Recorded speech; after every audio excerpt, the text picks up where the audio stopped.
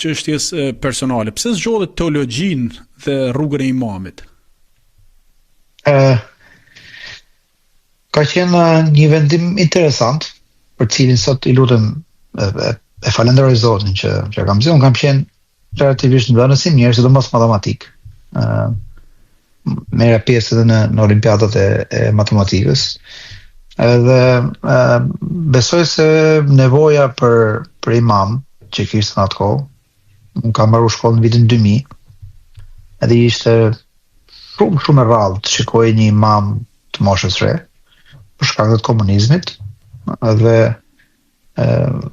gjatë shkollës ajo dëshira për fe, për besim ishte e lartë, pavarësisht se imazhi im për Turqinë ishte shumë fetar, ishte shumë ndryshe, dhe kur shkova teologji u përballa me një Turqi ekstremisht kundër fesë, ku femrat edhe në teologji nuk lejoheshin të fuzeshin me shami. Është një histori që besoj në një takim tjetër mund ta bisedojmë. Pra kishte një lloj zhgënjimi në fetarizmin e fesë që unë si shqiptar i ri kisha në mendjen time.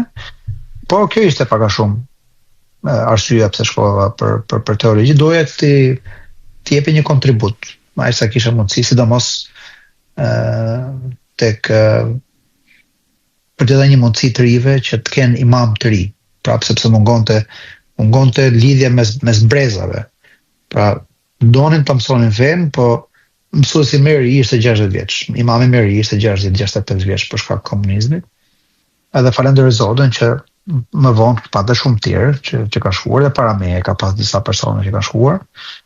Po definitely, si thonë amerikanët, absolutisht nuk ishte një zgjedhje e lehtë, dhe nuk ishte një profesion i lavdrueshëm në thonjza për atë kohë. Pavarësisht se tashmë sot edhe në Shqipëri teologu, imami respektohet, nuk është në atë pozicion që ka qenë para 20 vite.